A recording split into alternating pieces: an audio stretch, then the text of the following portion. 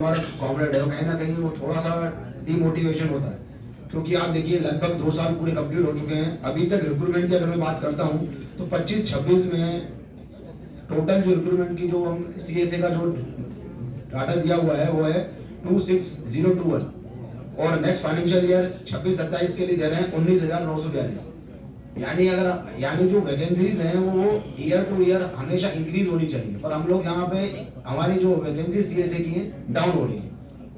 तो उस पर भी हम लोगों को सोचना पड़ेगा, क्योंकि वाकई ग्राउंड लेवल पे अभी मैं रिसेंटली मैं बता रहा हूँ, मैं लगभग पिछले 2.5 से 3 साल में मध्य प्रदेश में मैं बेसिकली पंजाब नेशनल बैंक से, तो बहुत सारी ब्रांचेस हमने विजिट की। कैडर में एक ही चीज का रहता है कि सर वैकेंसीज आए, क्योंकि होता यह है कि हर ब्रांच में दो सीएसए तो हैं, लेकिन जब बात आती है उनके ट्रांसफर पोस्टिंग की, तो क्योंकि बढ़ने चल रहे कि जब तक नए बंदे नहीं आएंगे तो पुराने जो हैं उनका ट्रांसफर नहीं होगा। तो सबसे बड़ा बर्निंग इशू यही है।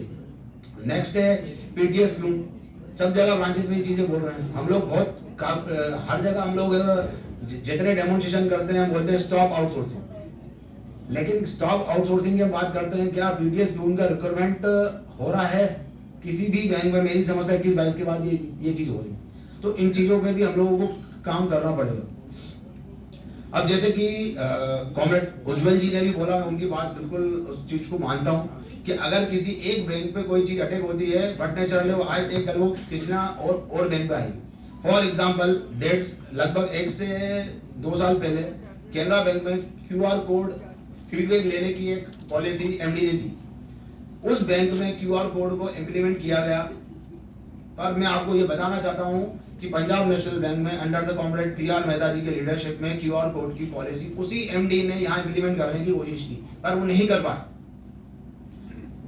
क्योंकि मैं आपको ये बता रहा हूं कि अगर हम कोई भी इशू को हम अगर इंडस्ट्री वाइज अगर हम उसको उठाएंगे तो कोई भी बैंक जो है वो दूसरे बैंक पे बाद में वापस अटैक नहीं होगा। तो ये चीजें करने के हम लोगों को बहुत काफी जरूरी है।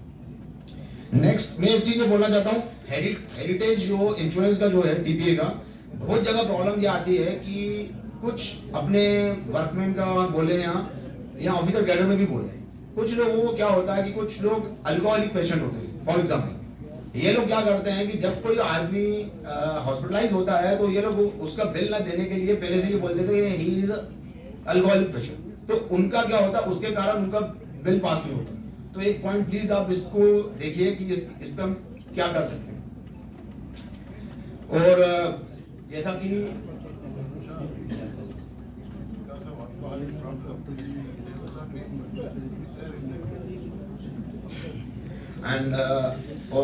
जैसा कि बाइपेटेड का पार्ट है, फाइडेंस बैंकिंग हुआ, पीएलआई हुआ और वर्कमैन डायरेक्टर, ये हम पिछले इतने टाइम से कंटिन्यू